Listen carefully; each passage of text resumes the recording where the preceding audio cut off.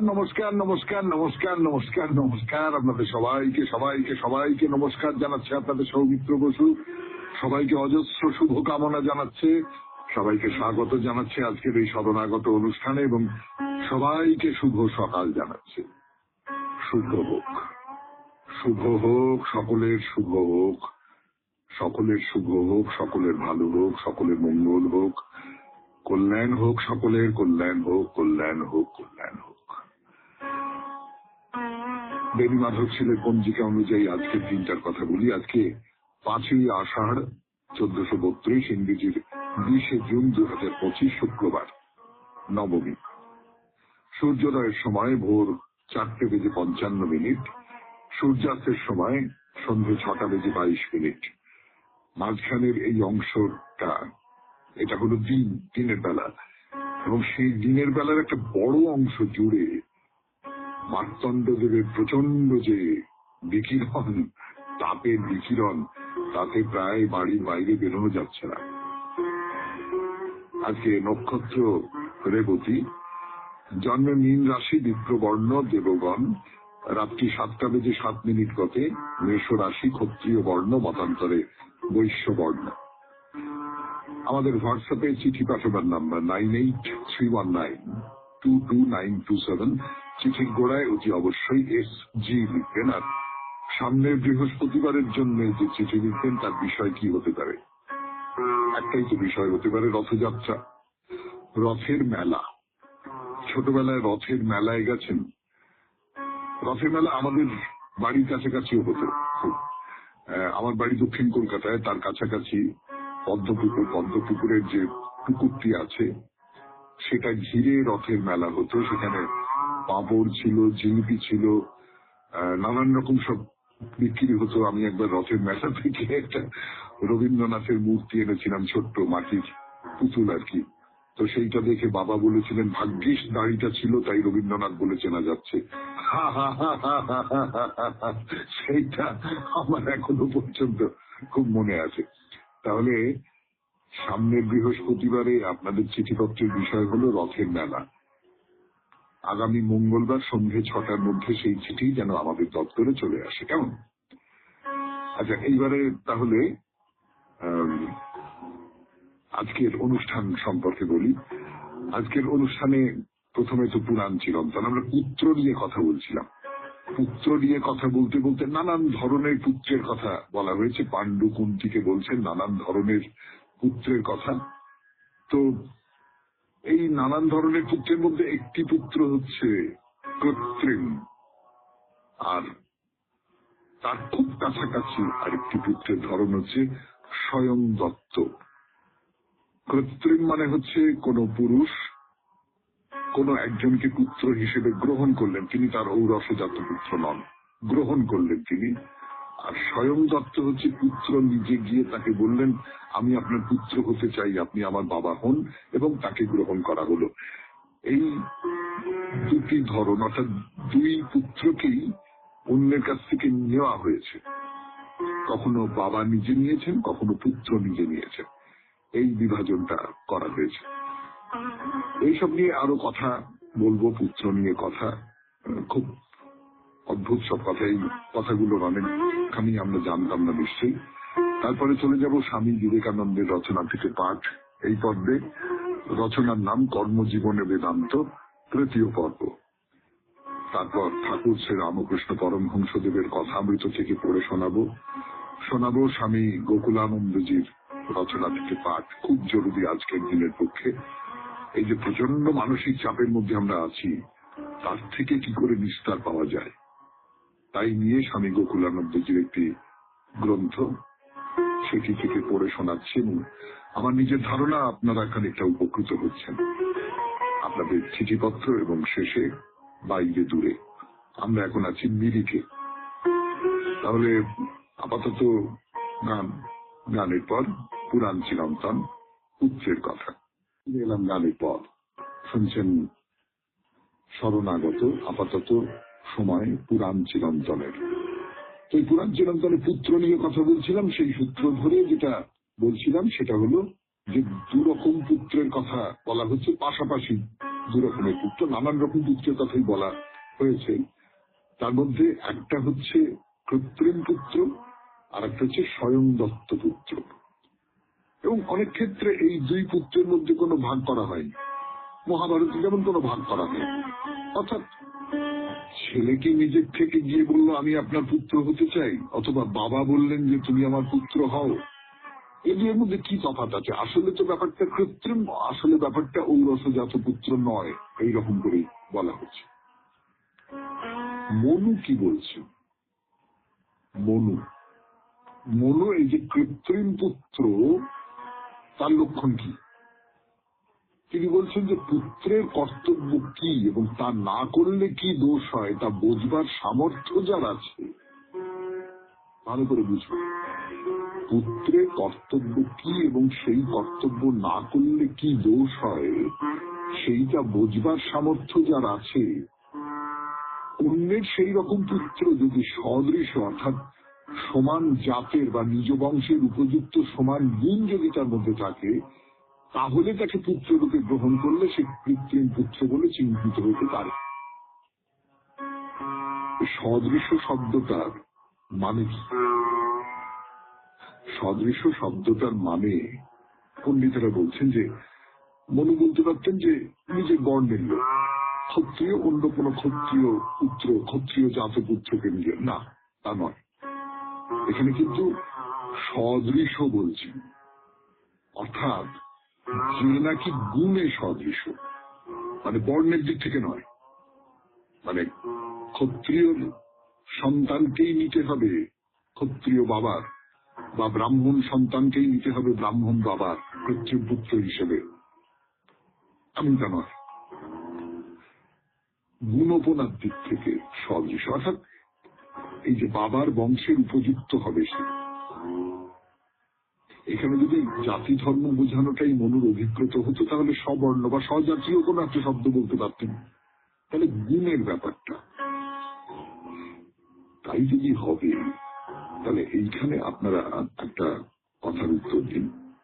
কি কথা সেটা বলবার জন্য ফিরে আসছি গানের পর।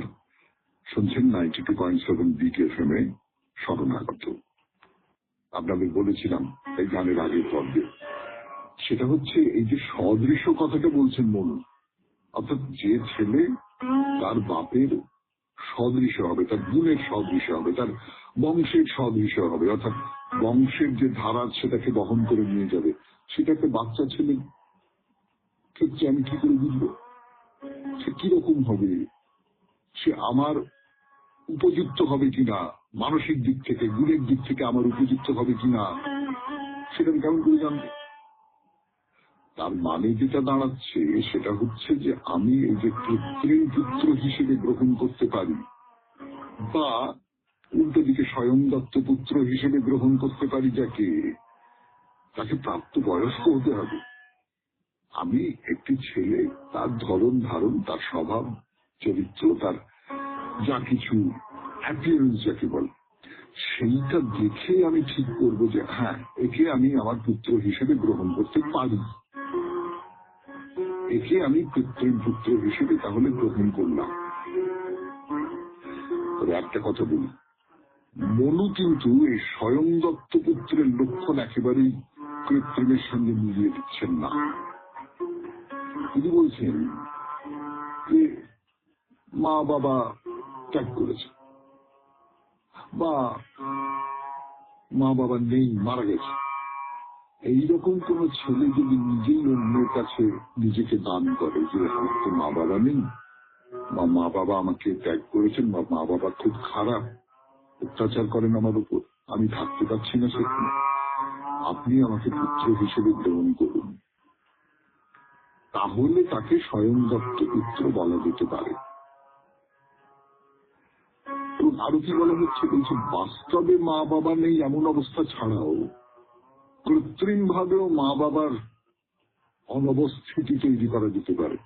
এই সোনাফ শেখের গল্পটা বলেছিলাম আপনাদের, যে ছেলেকে বেঁচে দিয়েছে, সে তখন আরেকজনের কাছে গেছে, বিশ্বমিত্রের কাছে গেছে, গিয়ে বলেছে যে আপনি আমাকে পুত্র হিসেবে গ্রহণ করুন। পুরাণ চিরন্তন এখানে শেষ করি, আজকের মতো 92.7 বিগ এফএম এ শরণাগত অনুষ্ঠানে এরপর স্বামী বিবেকানন্দের রচনা থেকে পাঠ, কর্মজীবনে বেদান্ত, তৃতীয় পর্ব। ফিরে আসছি গানের পর। বিবেকানন্দের রচনা থেকে পাঠ, কর্মজীবনে বেদান্ত, তৃতীয় পর্ব পড়ে শোনাই যতটা পড়েছিলাম তারপর থেকে। মনীষীদিকে ধর্মের ভিতর রাখিতে হইলে ধর্মকে অবশ্য খুব উদার হইতে হইবে। ধর্ম যাহা কিছু বলে সবই যুক্তির কষ্টি পাথরে ফেলিয়া পরীক্ষা করা আবশ্যক। কেহই বলতে পারে না সকল ধর্মই কেন এই এক দাবি করিয়া থাকে যে তাহারা যুক্তির দ্বারা পরীক্ষিত হইতে বাধ্য নয়। বাস্তবিক ইহার কারণ গোড়াতেই গরজ আছে। যুক্তির মানদণ্ড ব্যতীত ধর্ম বিষয়েও কোনরূপ বিচার বা সিদ্ধান্ত সম্ভব নয়। কোন ধর্ম হয়তো কিছু বিভৎস ব্যাপার করিতে আজ্ঞা দিল। মনে করো, মুসলমান ধর্মের কোন আদেশের প্রতি তুমি খ্রিস্টান দোষারোপ করিলে, তাহাতে মুসলমান স্বভাবতই জিজ্ঞাসা করিবে, কি করিয়া তুমি জানিলে আদেশটি ভালো কি মন্দ?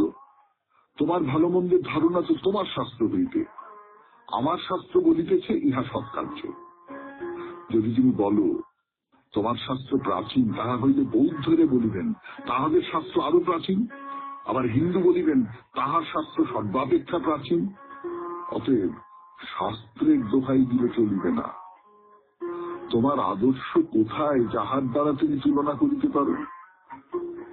খ্রিস্টান বলিবেন ঈশার শৈলোপদেশ দেখো, মুসলমান বলিবেন কোরআনের নীতি দেখো।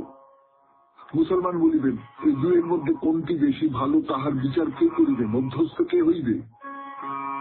বাইবেল ও কোরআনে যখন বিবাদ, তখন উভয়ের মধ্যে কেহই মধ্যস্থ হইতে পারে না। কোন স্বতন্ত্র ব্যক্তি মীমাংসক হইলেই ভালো হয়। কোন গ্রন্থ মীমাংসক হইতে পারে না। সার্বভৌম কোনো কিছুর দ্বারাই মীমাংসা হওয়া চাই। যুক্তি অপেক্ষা সার্বভৌম আর কি আছে? কেহ কেহ বলেন যুক্তি সকল সময় সত্যানুসন্ধানে সমর্থন নয়।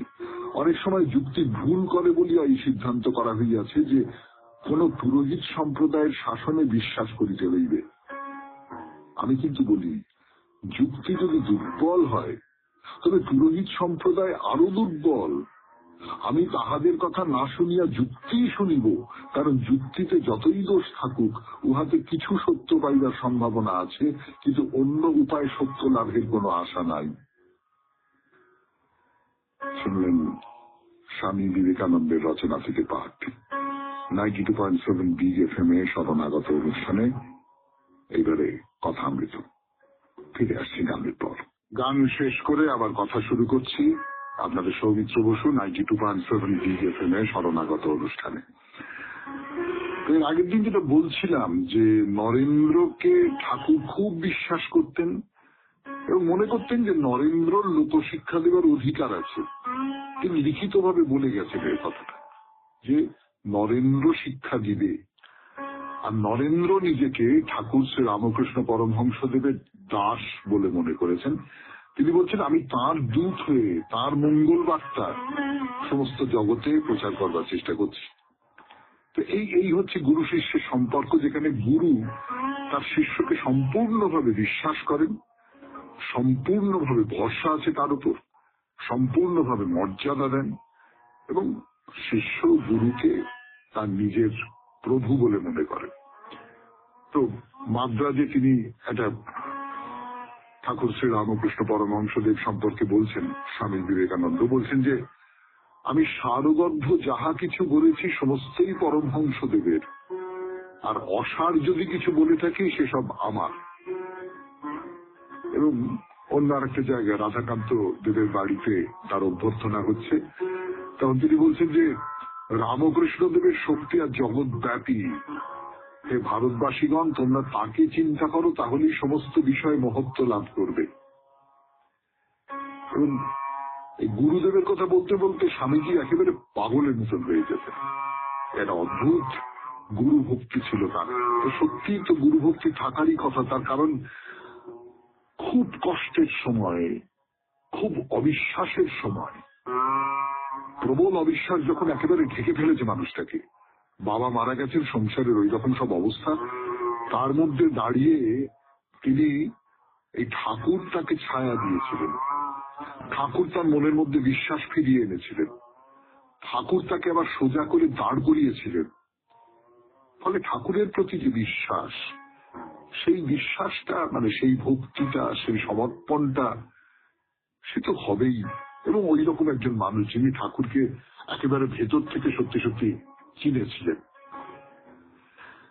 তো এই কথামৃতের আমরা অনেকটা শেষের দিকে চলে এসেছি। তো এখানে পরমহংসদেবের এই বিশ্বজনীন সনাতন হিন্দু ধর্ম স্বামীজি কিভাবে প্রচার করবার চেষ্টা করেছিলেন তাই নিয়ে কথামৃতে কিছু কথা আছে।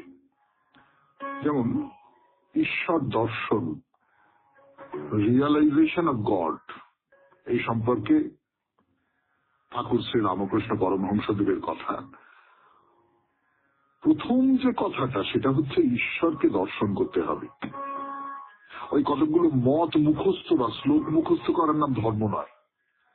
এই ঈশ্বর দর্শন হলো যদি ভক্ত ব্যাকুল হয়ে তাকে ডাকে, সেটা এই জন্মে হতে পারে, পরের জন্মে হতে পারে, যা কিছু, কিন্তু ঈশ্বর দর্শনটা করতে হবে। শুনছেন শরণাগত 92.7 বিট FM এ। এখন কথামৃত থেকে পাঠ করছি, আমি আপনাদের সৌমিত্র বসু। ঠাকুরের কথা বলছি আপনাদের সকালবেলা 92.7 বিট FM এ শরণাগত অনুষ্ঠানে কথামৃত থেকে পাঠ। তো এই শ্রীরামকৃষ্ণ পরমহংসদেব তার ভক্তদের বলছেন যে শাস্ত্র কত পড়বে, শুধু বিচার করলে কি হবে, আগে তাকে লাভ করবার চেষ্টা করো। আরে বই পড়ে কি জানবে? যতক্ষণ না হাটে পৌঁছানো যায় ততক্ষণ দূর হতে কেবল হো হো শব্দ, হাটে পৌঁছলে আর এক রকম, তখন স্পষ্ট স্পষ্ট দেখতে পাবে, শুনতে পাবে, আলু নাও, পয়সা দাও। উপমাগুলো ভাবো কি অসাধারণ সব উপমা। মানে এইটা আপনারা কখনো কখনো কল্পনা করতে পারতেন যে ঈশ্বর দর্শনের সঙ্গে হাটে যাবার তুলনা করা হচ্ছে? তো দূর থেকে অনেক মানুষ করে অস্পষ্ট একটা আওয়াজ হচ্ছে। এবারে সেই অস্পষ্ট আওয়াজ থেকে আমরা, যারা তাত্ত্বিক লোক, কেবলমাত্র তাত্ত্বিক লোক, যারা পণ্ডিত লোক, তারা যে জ্ঞানের কথা বলছে, তারা ওই হো হো আওয়াজটাকে ঈশ্বর বলে ধরে নিয়ে সেই অনুযায়ী জ্ঞানের কথা বলছে। কিন্তু তা তো নয়। আমি যখন দূর থেকে কোনো কিছুকে দেখি তখন আমি তার অস্পষ্ট একটা অবয়ব দেখি। আমি একটা নৈকট্যে গেলে তখন কাছ থেকে তার সত্যিকারের রূপটা দেখতে পাই। তো বলছে বই পড়ে ঠিক অনুভব হয় না, অনেক তফাৎ। তাকে দর্শনের পর শাস্ত্র, সায়েন্স সব খড়কুটো বোধ হয়। তো সত্যি তো আমি যদি এইটা ভাবি যে একটা মহাজাগতিক শক্তি, একটা সমস্ত কিছু ব্যক্ত করে আছে একটা শক্তি, সেই শক্তিকে আমার জানা হলো। আমরা জানি না, কিন্তু আমরা মায়ার আবরণের মধ্যে আটকে আছি, আমরা জানি না, কিন্তু জানা হলো। তখন মানুষের তৈরি এই যা কিছু শাস্ত্র, যা কিছু ব্যাখ্যা, যা কিছু জ্ঞান, যা কিছু তত্ত্ব, এসবের কি দাম আছে? সব তো খড়কুটো হয়ে যাবে। বলে সেই পুরোনো কথাটা আমি আবার বলি আপনাদের। বুঝলেন, বড়বাবুর সঙ্গে আলাপ দরকার। তার কখানা বাড়ি, কটা বাগান, কত কোম্পানির কাগজ, এসব আগে জানবার জন্য এত ব্যস্ত কেন?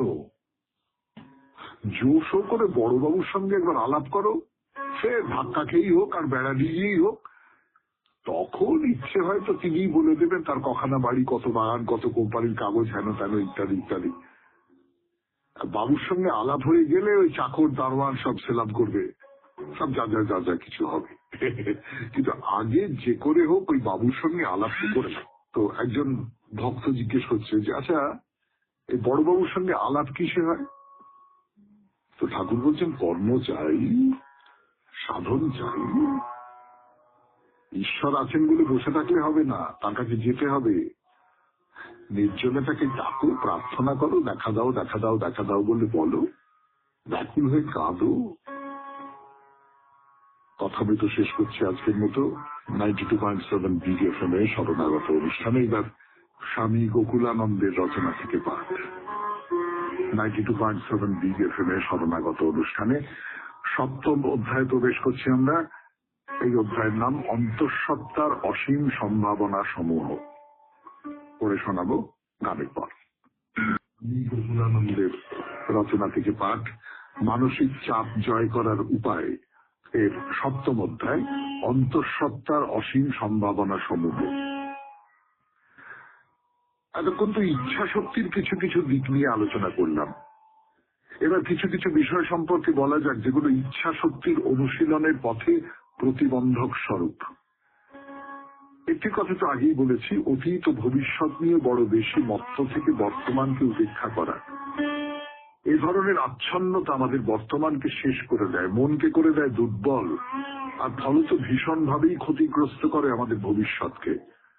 সুতরাং এই জীবন্ত বর্তমানে জাগ্রত জীবনযাপন করতে আমাদের যেন চেষ্টার অন্ত না থাকে। আমাদের অন্তঃস্থিত সত্তার অসীম সম্ভাবনায় বিশ্বাস রাখার কথা তো আমাদের প্রাচীন প্রজ্ঞাবান ঋষিরা বারবার বলে গেছেন। সত্য এই যে আমরা দেহ নই, মন নই, নই কিছু সীমাবদ্ধ জীব, নিত্য মুক্ত আত্মা আমরা। জন্ম বলে কিছু নেই আমাদের, মৃত্যু বলে কিছু নেই। কিন্তু গোল বাঁধে যখনই আমরা ভুলে যাই জীবনের উচ্চতর মাত্রার কথা, নিজেকে জড়িয়ে ফেলি, একাত্ম করে ফেলি দেহ আর মনের সঙ্গে, আমরা তখন নেমে আসি এক নিম্নতর পর্যায়ে। শুধু দেহ আর মনকেই ধ্রুব সত্য বলে ভাবি, আর ফলস্বরূপ দুঃখে আঘাতে নিয়ত কষ্ট পাই। আবার এর বিপরীতে হতাশায়, মানসিক চাপে আর দুর্বলতায় জর্জরিত আমরা যদি আমাদের উচ্চতর সত্তা, আমাদের মধ্যে সদা প্রবাহিত দিব্য চেতনা সম্পর্কে সচেতন হই, যদি ভাবতে পারি আমরা তো আত্মা বই কিছু নই, দেখবেন দুঃখ, কষ্ট, সমস্যা কোথায় উধাও হয়ে যাবে। দেহ মনের বন্ধন আর তথাকথিত দুর্বলতায় হাবুডুবু না খেয়ে আমাদের উচিত আপন আত্মার অস্তিত্বে গভীর বিশ্বাস স্থাপন করা।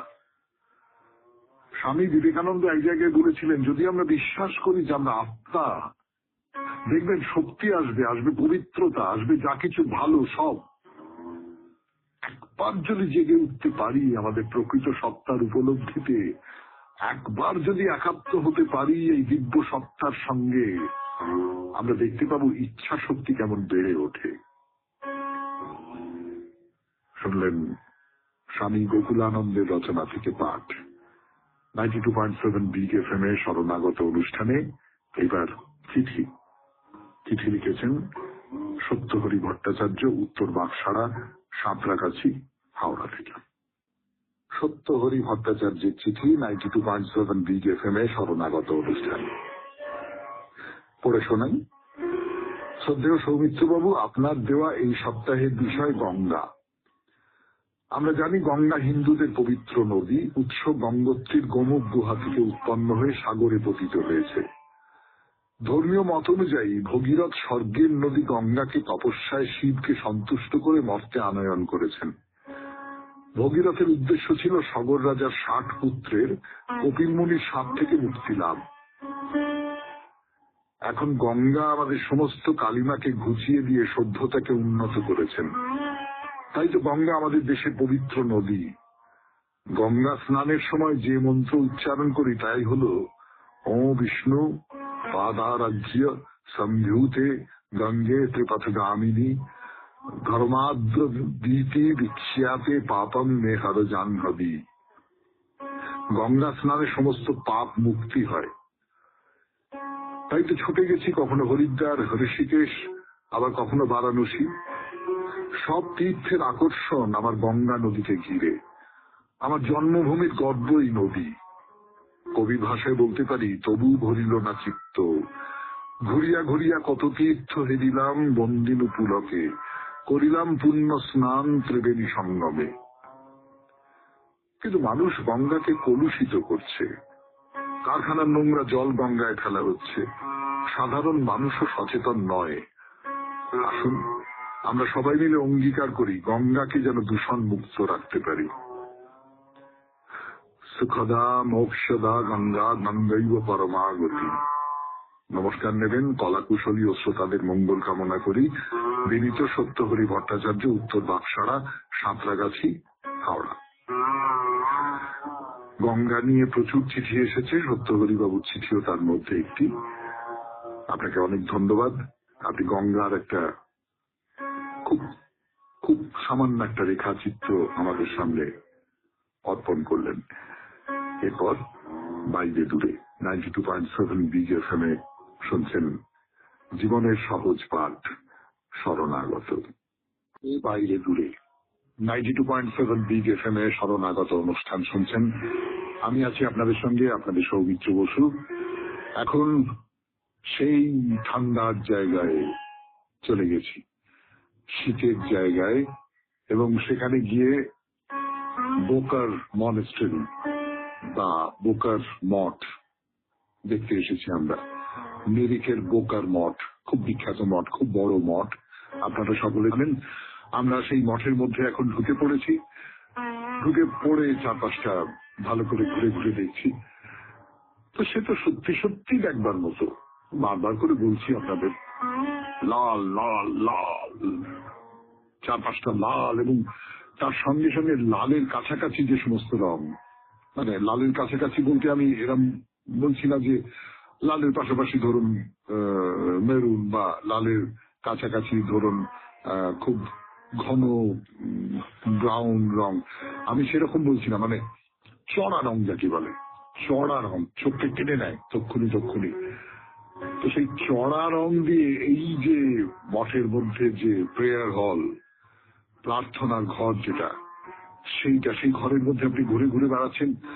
অদ্ভুত অদ্ভুত সমস্ত ছবি, অদ্ভুত অদ্ভুত সমস্ত থাম, অদ্ভুত সমস্ত বসবার জায়গা। একটা গ্রামের কথা বলেছিলাম আপনাদের, একটা ঢাকের মতন নীল রঙের, তার মধ্যে কারুকাজ করা। এই সব দেখতে দেখতে দেখতে দেখতে পুরো ব্যাপারটা যেন একটা স্বপ্নের জগতের মতন মনে হবে আপনার। পুরোটা একটা অলিক কল্পনার জগৎ বলে মনে হবে আপনার। অদ্ভুত অভিজ্ঞতা। তো যেটা বলছিলাম যে এই যে ঘর, খুব বড় ঘর, খুব চওড়া এবং খুব লম্বা। তো সেই ঘরে একেবারে শেষের দিকে, শেষ প্রান্তে একটা মঞ্চ রয়েছে। মঞ্চটা গভীরতা খুব বেশি নয়, কিন্তু চওড়াটা পুরো ঘর জুড়ে যে চওড়াটা, সেরকম চওড়া একটা মঞ্চ, অনেকখানি। গভীরতা নেই, তার কারণ এই মঞ্চ তো অভিনয় করবার জন্য নয়, অনুষ্ঠান করবার জন্য নয়। এটা হচ্ছে শাক্যমুনি বুদ্ধের একটি মূর্তি রয়েছে এখানে। তো সেই বুদ্ধের মূর্তিটা আর চেয়ে দেখবার মতো না। সেটা শুধু মূর্তির কারণে নয়, কিন্তু মানে যেভাবে পুরো মঞ্চটা সাজানো হয়েছে, তার মধ্যে এই মূর্তিটি যেভাবে অবস্থান করছে, সে সমস্তটা মিলিয়ে একটা অসামান্য ছবি তৈরি হয়ে উঠছে। আমি জানি না কি করে আমি আপনাদের বুঝিয়ে বলবো। মানে এই যে জায়গাটা, এই জায়গাটায় একটা একটা বড় মূর্তি, হ্যাঁ, সোনালী রঙের একটা মূর্তি।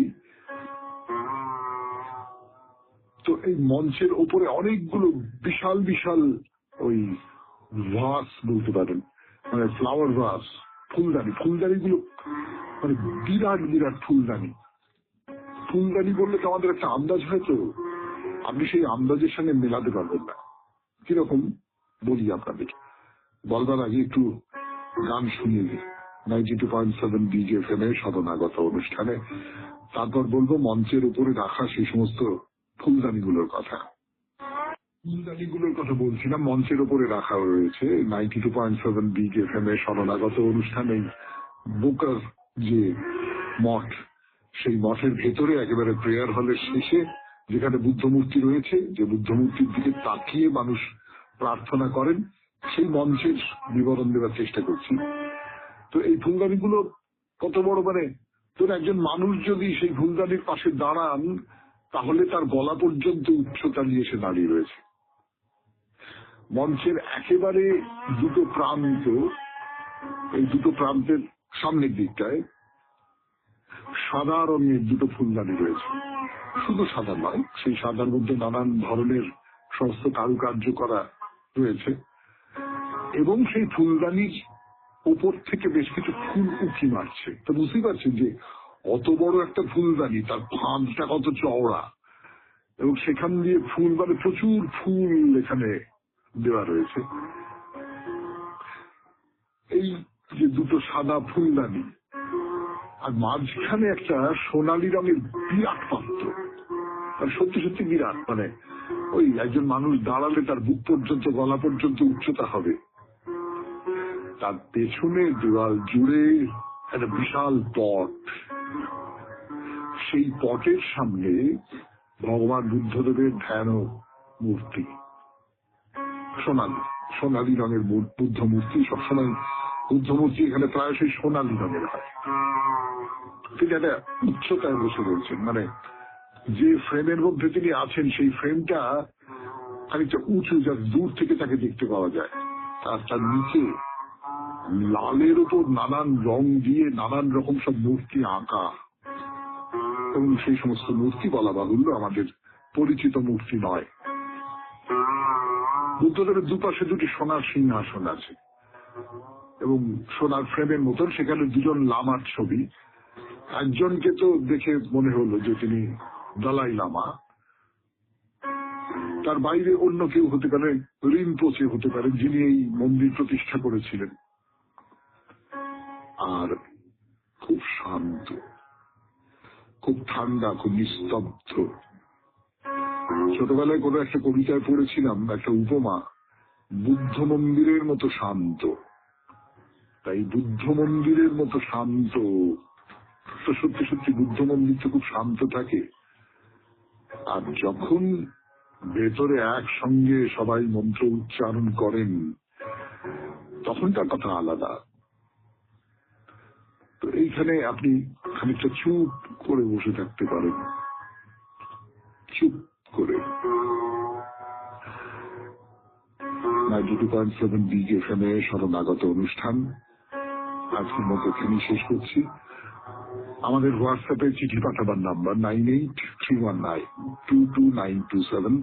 চিঠির গোড়ায় অতি অবশ্যই SG লিখতে হবে। একটা কবিতা শোনায়, রবীন্দ্রনাথের কবিতা, স্বল্প শেষ। অধিক কিছু নেই গো, কিছু নেই, কিছু নেই, যা আছে তা এই গো, শুধু এই, শুধু এই। যা ছিল তা শেষ করেছি একটি বসন্তেই, আজ যা কিছু বাকি আছে সামান্যই দান। তাই নিয়ে কি রচি দিব একটি ছোট গান। একটি ছোট মালা তোমার হাতের হবে বালা, একটি ছোট ফুল তোমার কানের হবে দুল। একটি তরু তলায় বসে একটি ছোট খেলায় হারিয়ে দিয়ে যাবে মোরে একটি সন্ধ্যা বেলায়। অধিক কিছু নেই গো, কিছু নেই, কিছু নেই, যা আছে তা এই গো, শুধু এই, শুধু এই। ঘাটে আমি একলা বসে রই, ও গো আয়, বর্ষা নদী পার হবি কি ওই, হাই গো হাই, অকুল মাঝে ভাসবি কে গো ভেলার ভরসায়। আমার তরিখান সইবে না তুফান, তবু যদি লীলা ভরে চরণ করো দান। শান্ত তীরে তীরে তোমায় বাইব ধীরে ধীরে, একটি কুমুদ তুলে তোমার পরিয়ে দেব চুলে। ভেসে ভেসে শুনবে বসে কত কোকিল ডাকে, কুলে কুলে কুঞ্জবনে নিপের সাথে সাথে। ক্ষুদ্র আমার তরিখানি সত্য করি কই, হায় গো পথিক হায়, তোমায় নিয়ে একলা নায়ে পার হব না ওই আকুল যমুনা। খুব ভালো থাকবেন, আনন্দে থাকবেন। নমস্কার, নমস্কার, নমস্কার, নমস্কার, নমস্কার, নমস্কার। আপনাদের সবাইকে সবাইকে সবাইকে নমস্কার জানাচ্ছে আপনাদের সৌমিত্র বসু। সবাইকে অজস্র শুভকামনা জানাচ্ছে, সবাইকে স্বাগত জানাচ্ছে আজকের এই শরণাগত অনুষ্ঠানে, এবং সবাইকে শুভ সকাল জানাচ্ছে। শুভ হোক, শুভ হোক, সকলের শুভ হোক, সকলের শুভ হোক, সকলের ভালো হোক, সকলের মঙ্গল হোক, কল্যাণ হোক, সকলের কল্যাণ হোক, কল্যাণ হোক, কল্যাণ হোক। বেণী মাধব ছেলের পঞ্জিকা অনুযায়ী আজকের দিনটার কথা বলি। আজকে 5ই আষাঢ় 1432, ইংরেজির 20 জুন 2025, শুক্রবার, নবমী। সূর্যোদয়ের সময় ভোর 4:55, সূর্যাস্তের সময় সন্ধ্যে 6:22। মাঝখানের এই অংশটা, এটা হলো দিনের বেলা, এবং সেই দিনের বেলার একটা বড় অংশ জুড়ে মার্তণ্ডদেবের প্রচন্ড যে বিকিরণ, তাপের বিকিরণ, তাতে প্রায় বাড়ির বাইরে বেরোনো যাচ্ছে না। আজকে নক্ষত্র রেবতী, জন্মে মীন রাশি, বিপ্রবর্ণ দেবগণ, রাত্রি 7:07 গতে মেষ রাশি, ক্ষত্রিয় বর্ণ, মতান্তরে বৈশ্য বর্ণ। আমাদের হোয়াটসঅ্যাপে চিঠি পাঠাবার নাম্বার 9831922927। চিঠির গোড়ায় অতি অবশ্যই SG লিখবেন, আর সামনের বৃহস্পতিবারের জন্য যে চিঠি লিখবেন তার বিষয় কি হতে পারে। একটাই তো বিষয় হতে পারে, রথযাত্রা, রথের মেলা। ছোটবেলায় রথের মেলায় গেছেন? রথের মেলা আমাদের বাড়ির কাছাকাছিও হতো খুব। আমার বাড়ি দক্ষিণ কলকাতায়, তার কাছাকাছি পদ্মপুকুরের যে পুকুরটি আছে সেটা ঘিরে রথের মেলা হতো। সেখানে পাঁপড় ছিল, জিলিপি ছিল, নানান রকম সব বিক্রি হতো। আমি একবার রথের মেলা থেকে একটা রবীন্দ্রনাথের মূর্তি এনেছিলাম, ছোট্ট মাটির পুতুল আর কি। তো সেইটা দেখে বাবা বলেছিলেন, ভাগ্যিস দাড়িটা ছিল, তাই রবীন্দ্রনাথ বলে চেনা যাচ্ছে। সেইটা আমার এখনো পর্যন্ত খুব মনে আছে। তাহলে সামনের বৃহস্পতিবারে আপনাদের চিঠিপত্রের বিষয় হলো রথের মেলা। আগামী মঙ্গলবার সন্ধ্যে 6টার মধ্যে সেই চিঠি যেন আমাদের দপ্তরে চলে আসে, কেমন? আচ্ছা, এইবারে তাহলে আজকের অনুষ্ঠান সম্পর্কে বলি। আজকের অনুষ্ঠানে প্রথমে তো পুরাণ চিরন্তন, আমরা পুত্র নিয়ে কথা বলছিলাম। পুত্র নিয়ে কথা বলতে বলতে নানান ধরনের পুত্রের কথা বলা হয়েছে। পাণ্ডু কুন্তিকে বলছেন নানান ধরনের পুত্রের কথা। তো এই নানান ধরনের পুত্রের মধ্যে একটি পুত্র হচ্ছে কৃত্রিম, আর তার খুব কাছাকাছি আরেকটি পুত্রের ধরন হচ্ছে স্বয়ং দত্ত। কৃত্রিম মানে হচ্ছে কোন পুরুষ